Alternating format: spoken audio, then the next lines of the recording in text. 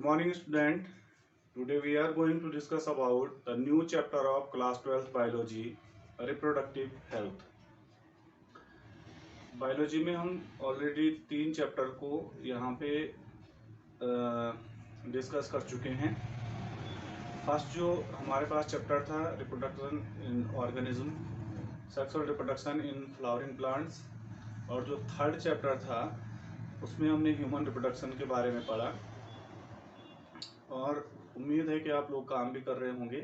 बहुत सारे बच्चों का जो पीडीएफ है वो मेरे पास पहुंच चुका है, और जो बचे हुए बच्चे हैं वो जल्दी से जल्दी कोशिश करें कि अपना जो होमवर्क है उसको भेजें।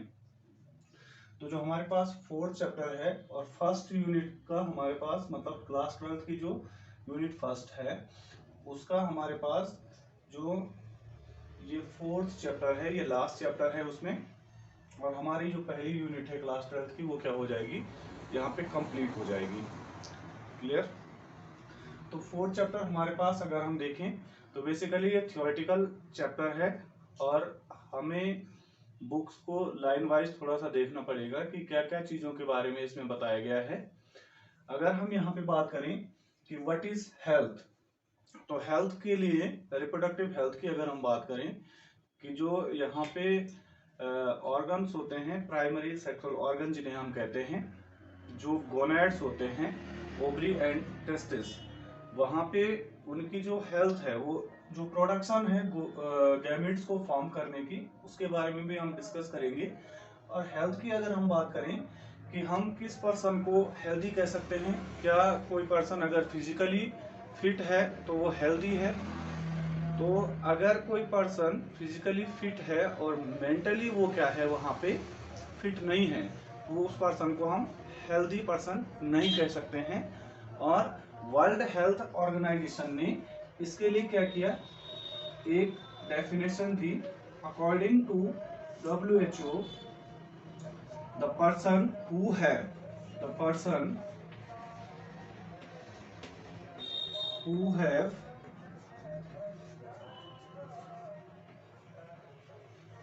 physically,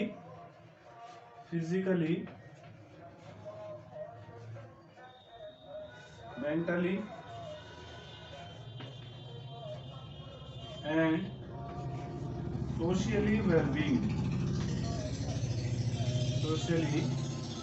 well-being is called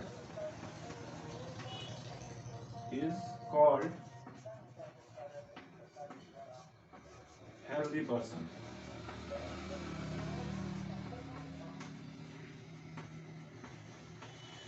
ऐसे पर्सन को हेल्दी पर्सन कहा गया है।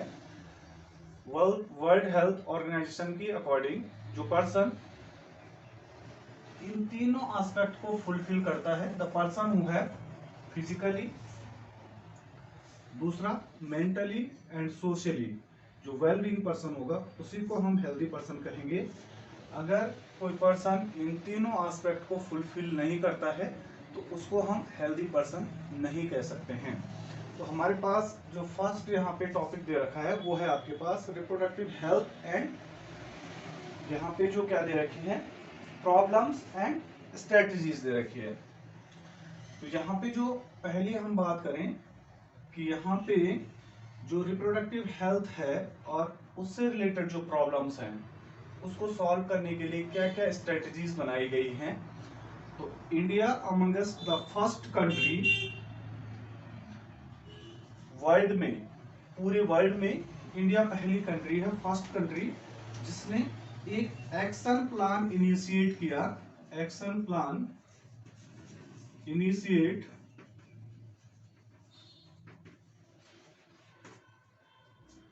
इन 1951। भारत ने 1951 में एक एक्शन प्लान इनिशिएट किया, और यहाँ पे उन्होंने ये देखा कि किस तरीके से हम पॉपुलेशन की जो रेट है उसको डिक्रीज कर सकते हैं, और इस प्लान को उन्होंने कहा फैमिली प्लानिंग।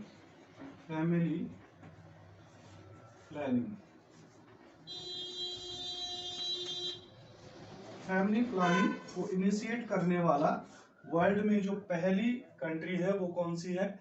इंडिया है, जिसने 1951 में इसको क्या किया था, स्टार्ट किया। और स्टार्ट करने के बाद यहाँ पे अब इस जो प्लान को हम जानते हैं वो हम जानते हैं इसे RCH के नाम से, जिसको हम कहते हैं अब RCH। RCH का मतलब है रिप्रोडक्टिव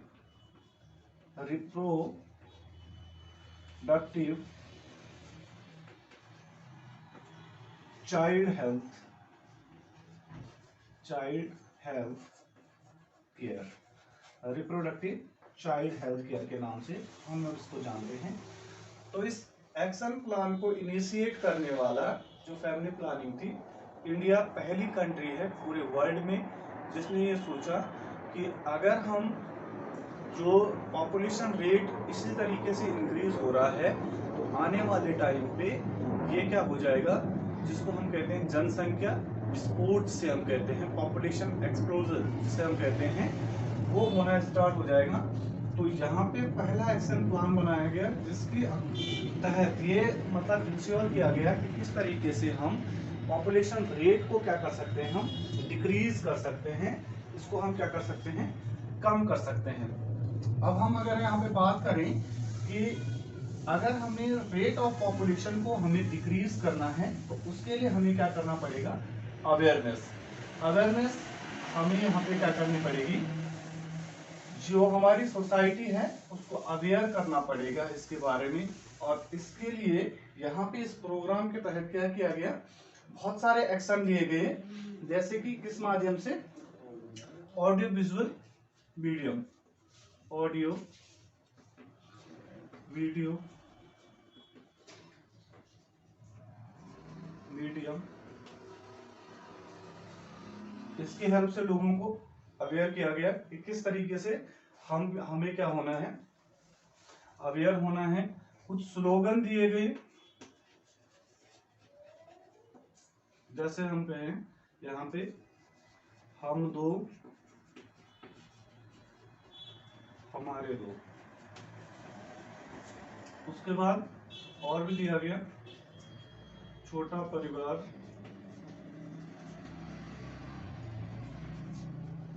सुखी परिवार, जिसे हम कहते हैं smallest family happy family.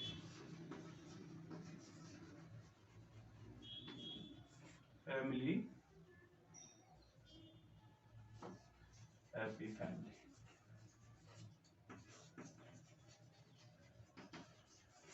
Smallest family happy family. तो यहाँ पे अगर हम ये बताएं कि जो पॉपुलेशन इंक्रीज होने का सबसे बड़ा कारण है वो क्या है, लैक ऑफ एजुकेशन। जो यहाँ पे अगर हम पहला फैक्ट माने कि किस वजह से जो पॉपुलेशन है वो इंक्रीज हो रही है, डे बाय डे जो इंक्रीज हो रही है, उसका जो पहला रीजन है वो है लैक ऑफ एजुकेशन।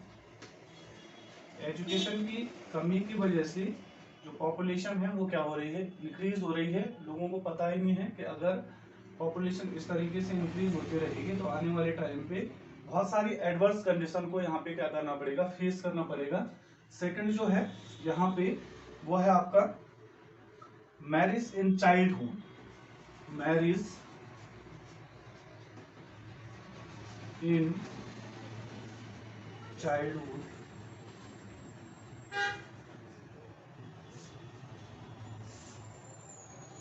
और अगर हम थर्ड की बात करें तो वो है do not aware about the contraceptive method, do not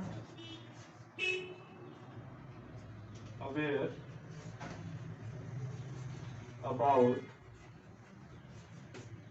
contraceptive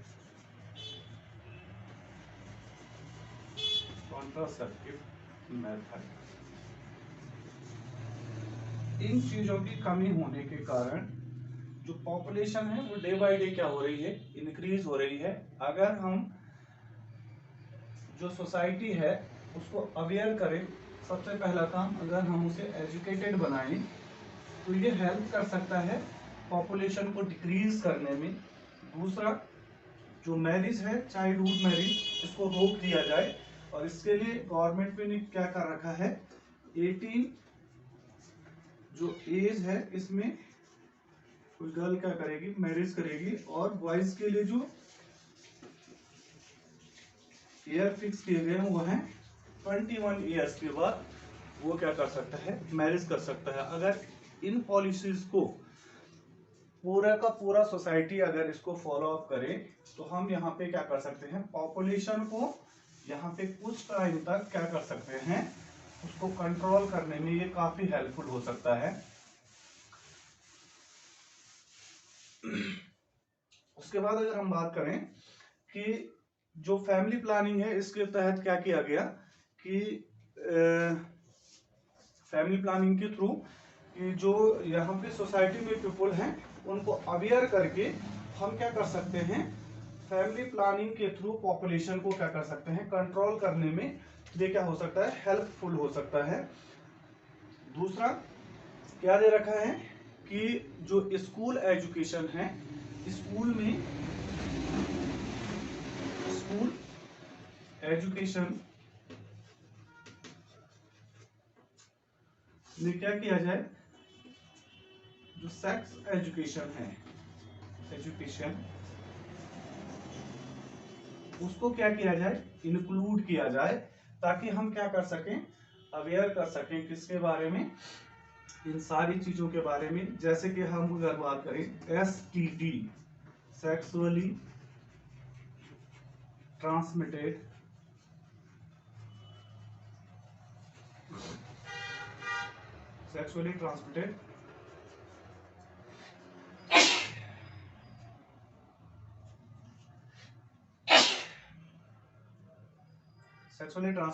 disease हो गया, जैसे HIV, एड्स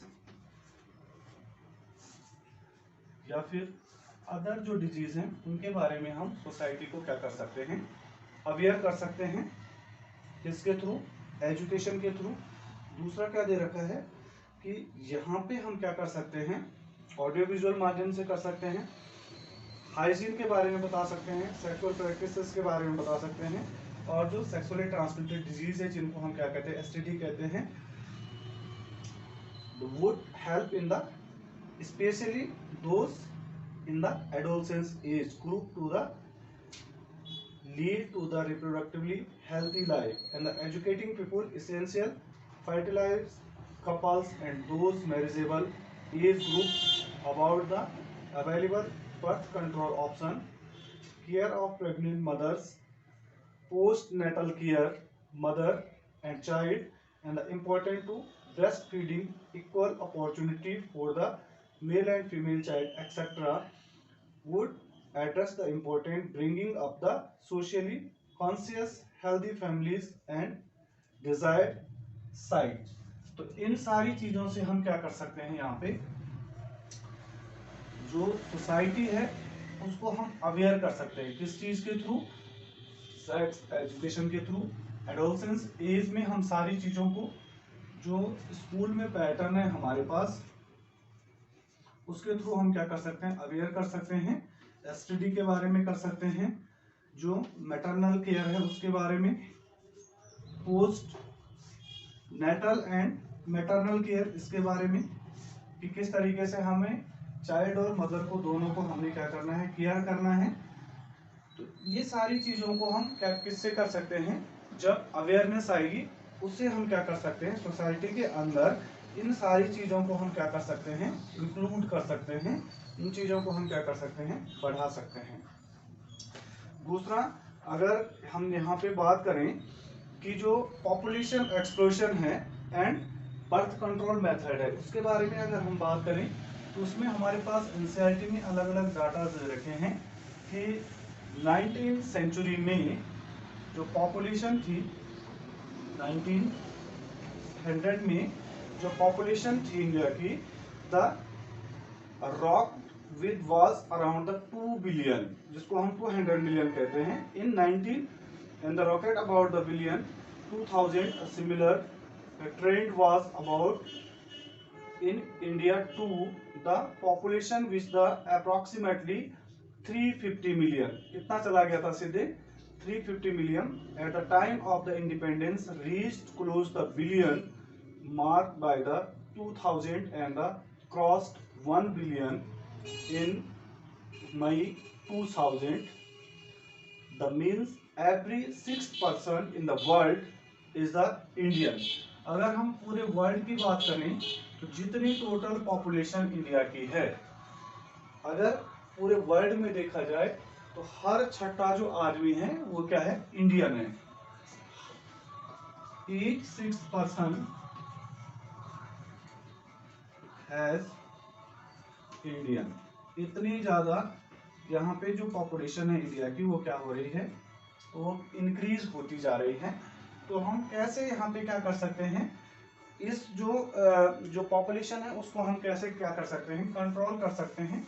उसके लिए क्या दे रखे हैं, कुछ मेथड दे रखे हैं और जिनको हम क्या कहते हैं, कॉन्ट्रासेप्टिव मेथड कहते हैं. क्या कहते हैं, कॉन्ट्रासेप्टिव मेथड. कॉन्ट्रासेप्टिव मेथड की अगर हम बात करें यहाँ पे, तो कॉन्ट्रासेप्टिव मेथड में हमारे पास जो फर्स्ट है, तो कॉन्ट्रासेप्टिव मेथड का मतलब क्या है कि यहाँ पे कॉन्ट्रासेप्टिव मेथड का मतलब ये है कि contraceptive method which provide barrier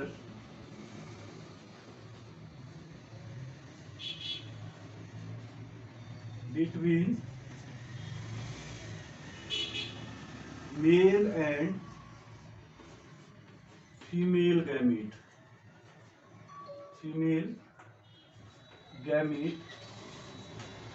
fusion.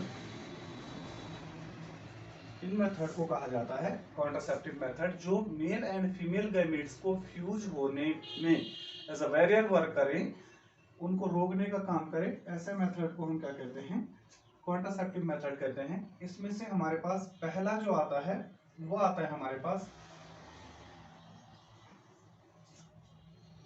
कि इनका जो, अगर हम बात करें कि ये कैसे होने चाहिए जो कॉन्ट्रासेप्टिव मेथड है, तो आइडियल कॉन्ट्रासेप्टिव मेथड की हम पहले बात करें. Ideal contraceptive method, ideal contraceptive method की अगर हम बात करें, तो आइडियल कॉन्ट्रासेप्टिव मेथड की बात करें तो पहला इसका जो कैरेक्टर है वो क्या होना चाहिए, कि ये क्या होना चाहिए कि इसका यूजेस कैसा होना चाहिए, फ्रेंडली यूजेस, फ्रेंडली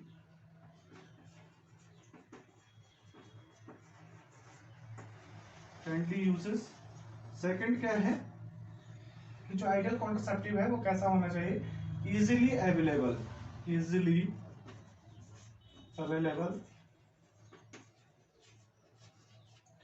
थर्ड जो है वो कैसा होना चाहिए, थर्ड है यहाँ पे रिवर्सिबल.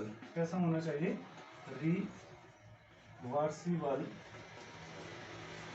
रिवर्सिबल होना चाहिए. लीस्ट और नो साइड इफेक्ट. इसका एक और कैरेक्टर क्या होना चाहिए, लीस्ट और नो साइड इफेक्ट, लीस्ट और नो साइड इफेक्ट. एंड उसके बाद क्या है, कैसा होना चाहिए, इफेक्टिव होना चाहिए, इफेक्टिव. तो ऐसे कॉन्ट्रासेप्टिव मेथड को क्या कहा जाएगा, आइडियल कॉन्ट्रासेप्टिव मेथड कहा जाएगा, जिसको हम फ्रेंडली यूज कर सकते हैं. एक सेकंड क्या होना चाहिए, जो अवेलेबिलिटी है वो हर जगह ये क्या होना चाहिए, अवेलेबल होना चाहिए. रिवर्सिबल होना चाहिए, जिसको कि हम दोबारा क्या कर सकते हैं, यूज कर सकते हैं. लीस्ट और नो साइड इफेक्ट, जिसके कम से कम क्या हो, साइड इफेक्ट हो, और बिल्कुल भी साइड इफेक्ट इसके ना हो, बहुत कम साइड इफेक्ट इसके हों. और लास्ट क्या है, इफेक्टिव होना चाहिए, जिस पर्पस के लिए उसे यूज किया जा रहा है उसका वहां पे क्या होना चाहिए, वो रोल उसको क्या करे, वो प्ले करे. अब यहाँ पे दो टाइप के हम कॉन्ट्रासेप्टिव मेथड के बारे में बात करेंगे. एक आता है नेचुरल कॉन्ट्रासेप्शन, जिसकी हम बात करते हैं natural and traditional contraception. Natural and traditional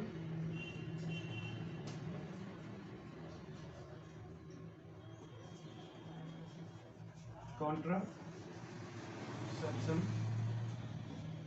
natural contraception की अगर हम बात करें तो इसमें हमारे पास जो फर्स्ट आता है उसमें आता है हमारे पास बैरियर मेथड की अगर हम बात करें तो इसमें हमारे पास जो अगर हम बात करें यहाँ पे कि नेचुरल और ट्रेडिशनल की अगर हम बात करें यहाँ पे तो पहला आता है हमारे पास, हम कहते हैं पीरियोडिक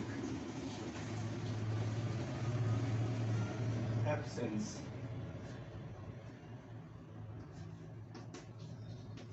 पीरियोडिक एब्सेंस। सेकंड की अगर हम बात करें तो दूसरा जो नेचुरल मेथड में आता है हमारे पास वो आता है आपका जिसको हम कहते हैं withdrawal method. Withdrawal method. Third जो आता है हमारे पास उसको हम कहाँ पे कहते हैं lactational एमेनेरिया। Lactational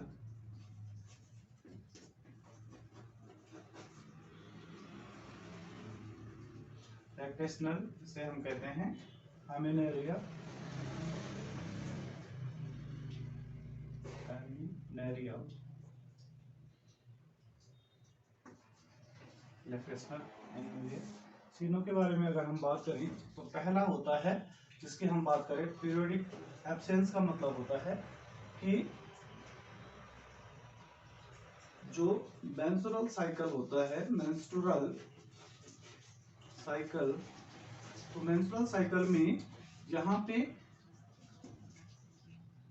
10 to 17th day of the menstrual cycle, the coitus or intercourse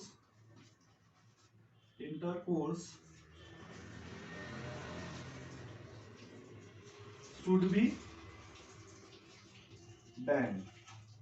band का मतलब कि इस टाइम पे मतलब हमें अवेयर होना चाहिए कि इंटरकोर्स और क्वाइटस को ना किया जाए। तो यहाँ पे क्या होता है कि अगर हम मेंस्ट्रुअल साइकिल को देखें कि 1 to 5th डे तक क्या होता है जो मेंस्ट्रुएशन होता है, उसके बाद 5th to जो 5 डेज होते हैं, नेक्स्ट 5 डेज, इसको क्या माना जाता है सेफ डे माना जाता है, जिसमें क्या होता है कि जो ओवम होता है वो रिलीज नहीं होता है और यहाँ पे चांसेस कम होते हैं किस चीज के फर्टिलाइजेशन के चांसेस क्या होते हैं कम होते हैं।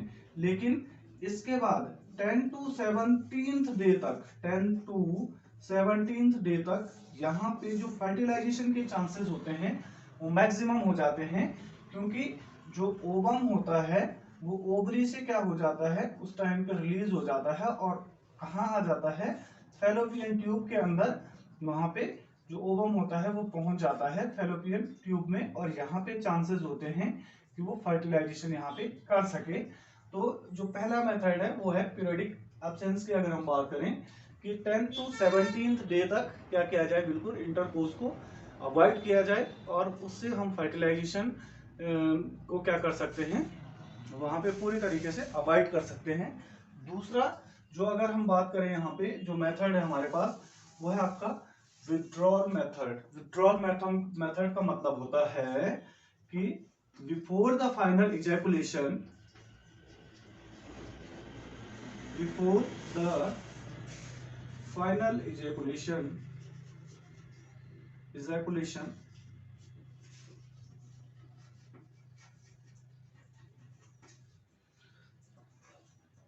penis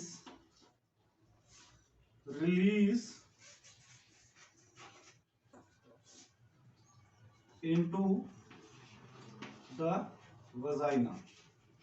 फाइनल इजैकुलेशन से पहले पेनिस को वजाइना से अगर क्या किया जाए रिलीज कर दिया जाए तो हम क्या कर सकते हैं वहां पे फर्टिलाइजेशन को कुछ हद तक हम उसको क्या कर सकते हैं वहां पे सेव कर सकते हैं फर्टिलाइजेशन को।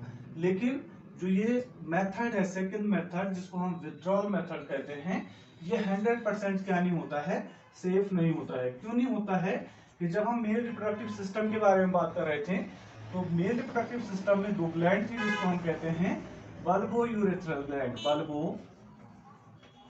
यूरेथ्रल ग्लैंड, वो बल्बो यूरेथ्रल ग्लैंड क्या करती है, बल्बो यूरेथ्रल ग्लैंड वहां पे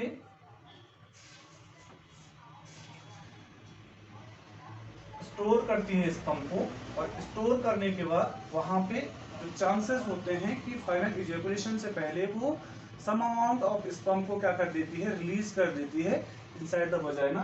इसलिए इस वाले मेथड को क्या नहीं माना जाता है, सेफ नहीं माना जाता है।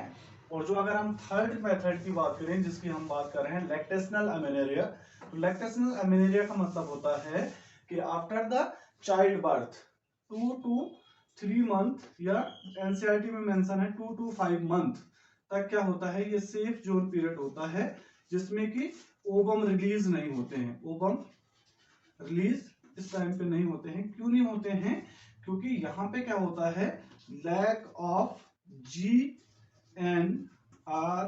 हार्मोन, GnRH हार्मोन की कमी होती है। और ये किसकी वजह से होती है, ऑक्सीटोसिन हार्मोन। ऑक्सीटोसिन जो हार्मोन होता है, ऑक्सीटोसिन हार्मोन क्या करता है, इंड्यूस करता है मेमोरी ग्लैंड को टू द लैक्टेशन। तो लैक्टेशन एमेनेरिया का मतलब होता है फीडिंग मिल्क, एंड एमेनेरिया का मतलब होता है मेंस्ट्रुअल साइकिल। तो जहां पे जो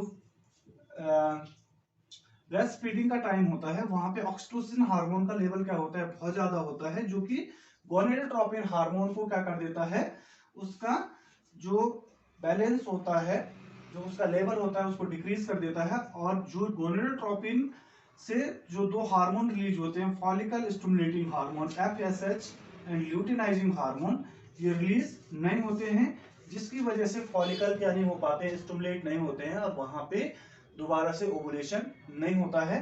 तो ये 3 मेथड हैं जिनको हम क्या कहते हैं, यहाँ पे नेचुरल कॉन्ट्रासेप्टिव मेथड कहते हैं।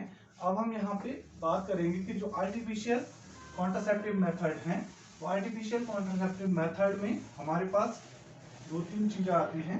जैसे कि अगर हम यहाँ पे बात करें कि जो यहाँ पे बैरियर मेथड, पहला हमारे पास यहाँ पे आता है first barrier method, barrier method. और बैरियर मेथड में आपको पता है कि हम अभी बात कर रहे थे कि बैरियर मेथड में क्या होता है कि इसमें क्या किया जाता है, prevent the fertilization, prevent the fertilization, prevent the fertilization between, by creating a barrier, by creating a barrier, by creating a barrier, इसके through between male and female gamete, male and female gamete, इन दोनों के बीच में जब हम क्या करेंगे, barrier create करेंगे, तो वो क्या हो जाएगा हमारे पास, वहां पे उसे हम कहेंगे बैरियर मेथड। जिसमें हमारे पास पहला जो हमारे पास आता है वो आता है आपका मेल कॉन्डोम। ये किस चीज का बना हुआ होता है, लेटेक्स, लेटेक्स से जो हम बात करें तो किसका बना हुआ होता है, ये latex sheath rubber, latex sheath rubber thin होता है, जिसको कि मेल क्या करता है, पेनिस के ऊपर इसको कवर आउट कर देता है। और जब स्पर्म रिलीज होते हैं तो इस मेथड के थ्रू हम क्या कर सकते हैं, एंट्री ऑफ स्पर्म को क्या कर सकते हैं, पूरी तरीके से वजाइना के अंदर जाने से उसको क्या कर सकते हैं, स्टॉप कर सकते हैं।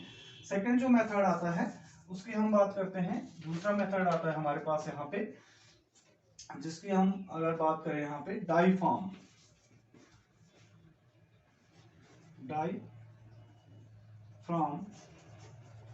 डाईफॉर्म। तीसरा जो मेथड आता है वो आता है IUDS, जिसको हम कहते हैं intra urinary device, intra urinary device. और इंट्रा यूरिनरी डिवाइस क्या होता है, जैसे कि अगर हम कॉपर टी की बात करें, कॉपर 7 की अगर हम बात करें, तो ये सारे के सारे क्या होते हैं, इंट्रा यूरिनरी डिवाइस होते हैं। डाईफॉर्म की अगर हम बात करें तो इसको भी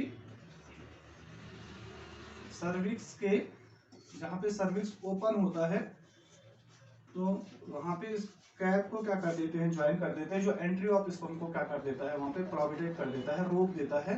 दूसरा अगर हम आईओडी की बात करें तो आईओडी के बाद जहां पे जो यूट्रस होता है, यूट्रस के ऊपर ऐसे टी शेप स्ट्रक्चर एक क्या होती है, कॉपर टी होती है, और इसको क्या कर दिया जाता है, ऐसे रैप इसके ऊपर इसको होल्ड करवाया जाता है, और बाद में इसमें 2 थ्रेड लगे हुए होते हैं, और जो इसके ऊपर कोटिंग होती है वो किसकी होती है, कॉपर की होती है, जो कॉपर आयन को क्या करती रहती है, रिलीज करती है, जो कि स्पर्म की एंट्री और इसकी मोटिलिटी को क्या कर देती है, डिक्रीज कर देती है, इसको क्या कर देती है, डिक्रीज कर देती है। तो आज का जो हमारा लेक्चर है इसमें हम यहीं तक बात करेंगे कि जो कॉन्ट्रासेप्टिव मेथड है, आर्टिफिशियल और नेचुरल जो कॉन्ट्रासेप्टिव मेथड है। नेक्स्ट वीडियो में हम नेक्स्ट टॉपिक के बारे में बात करेंगे। Thank you and have a nice day.